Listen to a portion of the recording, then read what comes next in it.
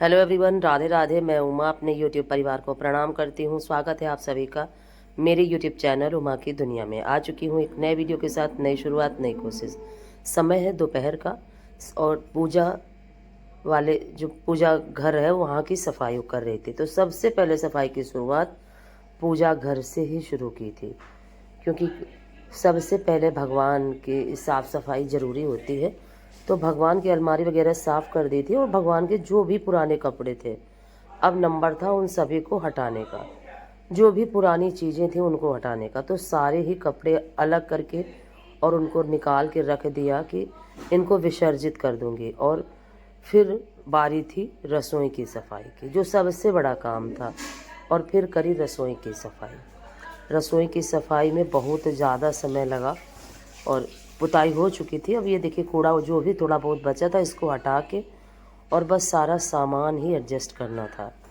और ये सारे वीडियो काफ़ी लेट जा रहे हैं, उसके लिए आप सभी से माफ़ी चाहती हूँ। अगर वीडियो थोड़ा सा भी अच्छा लगे तो वीडियो को लाइक करिए, चैनल को सब्सक्राइब करिए, बेल को ज़रूर प्रेस करिए। एक प्यारे से कमेंट के साथ अपना प्यार आशीर्वाद मुझे ज़रूर दें। और कभी कभी हम चाह कर भी नहीं वीडियो डाल पाते हैं, वही मेरे साथ भी था।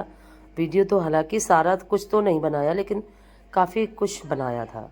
जितना भी बनाया आप सभी के साथ शेयर करूँगी, सपोर्ट ज़रूर करिएगा। और ये देखिए, रसोई के पिछले हिस्से की सफाई हो चुकी है। अब सिर्फ मुझे सामान लगाना था। और सबसे बड़ा काम जो होता है वो होता है सामान उठाना और सामान लगाना और पुताई करना और लिपाई करना। रसोई की सफाई ही सबसे ज़्यादा ज़रूरी है और सबसे ज़्यादा मुश्किल होती है, क्योंकि रसोई में ही ज़्यादा से ज़्यादा सामान होता है और सभी की रसोई में यही होता है। और मेरी तो रसोई पुराने तरीके से बनी हुई है, तो बहुत सारा सामान यहाँ पे आ जाता है। और घर गृहस्थी का जितना भी सामान होता है वो यहीं पे रहता है। सिर्फ अनाज की टंकी वगैरह दूसरी जगह रखी होती हैं और बाकी सारा सामान यहीं पे रहता है। तो देखिए, कुछ इस तरीके से रसोई की सफाई पीछे के हिस्से की हो चुकी थी और यहाँ की भी, इस साइड की भी हो चुकी थी, ऊपर ऊपर की। और सिर्फ इतना ही नीचे नीचे जो अलमीरा वगैरह है, बस ये ही पोतनी थी और इनको पोत के सारा सामान एडजस्ट करना था। फिर मैं इनको पोतने के बाद फिर रात तक लगी रही, तब जाके रसोई साफ़ हो पाई।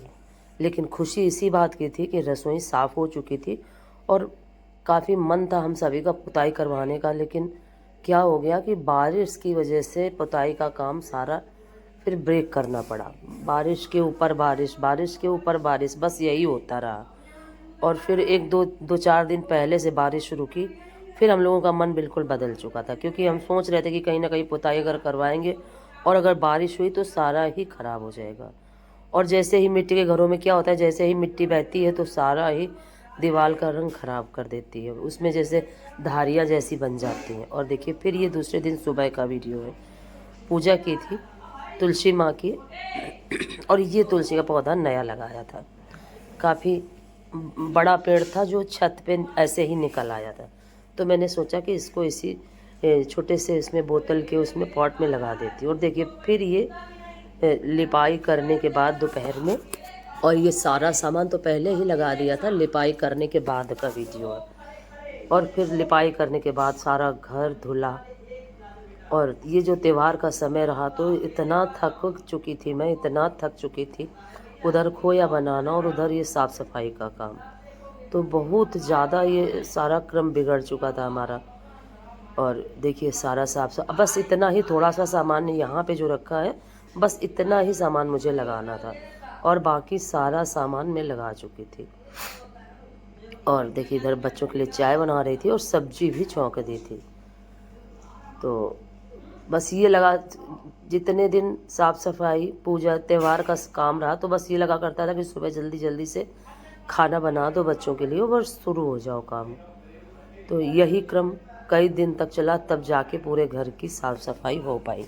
लेकिन हो चुकी है सफाई फाइनली। बहुत अच्छा लगा और बहुत अच्छे से त्यौहार भी हमारा बीता। और आशा करती हूँ आप सभी का भी त्यौहार बहुत अच्छे तरीके से आपने एंजॉय किया होगा।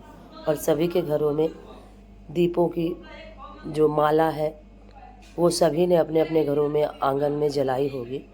और ये दीपमाला का जो त्यौहार है दीपावली का, ये सभी के जीवन में बहुत सारी खुशियाँ लेके आए, यही कामना करती हूँ मैं।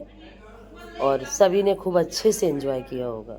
मैंने भी खूब अच्छे से अपने बच्चों के साथ दीपावली का त्यौहार मनाया, काफ़ी श्रद्धा भक्ति के साथ। और फिर ये दीपावली के एक दिन पहले शाम का वीडियो है।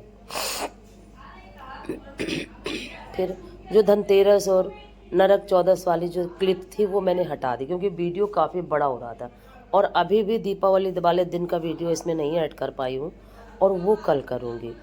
और फिर बारी थी, मैं ये सोच रही थी कि जो ज़्यादा माले वगैरह बनाने हैं उनके लिए मैं फूल शाम के समय ही तोड़ लेती हूँ। तो इसीलिए ये सारे फूल मैंने सोचा कि तोड़ के शाम के समय, क्योंकि त्यौहार क्या होता है, जब इतना सारा काम तो खुद ही घर में अपने होता है, और जब त्यौहार आते हैं तो काम डबल हो जाता है। और सभी जब घर में कई लोग होते हैं तो काम भी ज़्यादा हो जाते हैं। और हमारे यहाँ तो देखिए कितने सारे पौधे लगे थे और इतने ही फूल निकले। और लेकिन फिर भी खुशी थी कि इस बार बहुत सारे, हालांकि फूल मैंने मंगा रखे थे, गुलाब के और गेंदा के फूल मैं मंगा के रख ली थी, क्योंकि गुलाब तो मंगाना ज़रूरी था। अगर गुलाब एक दो तो निकलता है, दो कभी कभी 2-3 निकल आते हैं, कभी 1-2, किसी क्रम मतलब ये कुछ भी पता नहीं कि कितने निकल आए। तो गुलाब और कमल का तो मंगाना बहुत ही ज़्यादा ज़रूरी था, और इतने सारे फूल मेरे घर के निकल आए थे। और जब फूल तोड़ के लाती हूँ और भगवान को चढ़ाती हूँ तब इतना अच्छा लगता है। और ज़रूर से ज़रूर अपने घर में एक छोटा सा भगवान के लिए फूल चढ़ाने के लिए एक छोटा सा बगीचा ज़रूर होना चाहिए, जिससे कि हम अपने प्रभु को थोड़े से पुष्प समर्पित कर सकें, क्योंकि श्रद्धा सुमन बहुत ज़रूरी है। और इन पुष्पों के साथ हम अपनी भक्ति भी प्रभु के चरणों में चढ़ा सकें। और कुछ इस तरीके से देखिए इतने सारे फूल मैं तोड़ लाई थी, और छत वगैरह सभी साफ़ कर दिए थे। सारी छतों की धुलाई बिल्कुल साफ़ सफाई करके मैं बिल्कुल फ्री थी, और काफ़ी खुशी थी दीपावली त्यौहार की। और अब बाकी थे इस तरफ, इस साइड पे फूल देखिए बहुत सारे लगे हैं।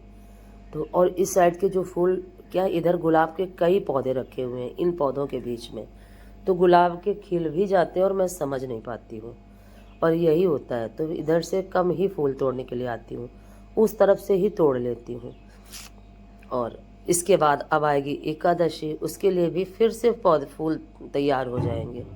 इसलिए जितने बड़े बड़े फूल थे उतने सारे ही मैंने चुन लिए थे।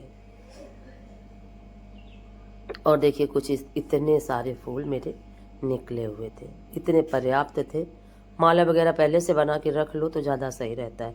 हालांकि मैं माला पहले से नहीं बना पाई थी, फिर फूलों को फ्रिज में रख दिया, क्योंकि इतने काम हो ही जाते हैं त्यौहार में कि एक एक बढ़ता ही रहता है, एक एक स्टेप। और ट्राईपोड लेके आई थी कि थोड़ा सा वीडियो बनाऊंगी, तो बस थोड़ा सा ही बनाया और बाकी कट कर दिया था। और ये देखिए जो दिए बनाए जाते हैं गोबर के, नरक यानी कि नरक चौदस के दिन, यानी कि छोटी दीपावली के दिन। और फिर ये शाम का समय है, दीपक सभी जगह प्रज्वलित कर दिए थे मैंने। और उसके बाद इस तरीके से काफ़ी साधारण ढंग से हम लोगों ने दीपावली का त्यौहार मनाया, और बच्चों ने काफ़ी अच्छे से घर को इलेक्ट्रिक लाइट से डेकोरेट किया था। काफ़ी अच्छा लगा। उम्मीद करती हूँ आप सब भी बहुत अच्छे तरीके से दीपावली मनाए होंगे। और फिर ये रात में बनाए थे लौकी की बर्फ़ी और ये मावा के लड्डू।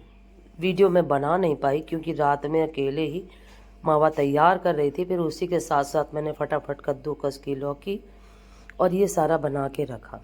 और जब अकेले काम होता है तो जल्दी जल्दी करना पड़ता है। बच्चे सो चुके थे। और फिर ये दीपावली वाले दिन का वीडियो है। जैसे ही शाम के समय बच्चों ने सारी तैयारी करके छोड़ी, फिर मैंने सोचा कि थोड़ा सा क्लिप बना लेती हूँ। देखिए कितने सुंदर पौधे लग रहे थे, बहुत ही सुंदर लाइट्स लगाई थी बच्चों ने। और छत के पौधे तो इतने प्यारे लग रहे थे। और मेरी दीपावली की सारी तैयारी हो चुकी थी, सारी तैयारी हो चुकी थी पूजा की। सारे दीपक वगैरह भी मैंने तैयार करके रख लिए थे। और कुछ इस तरीके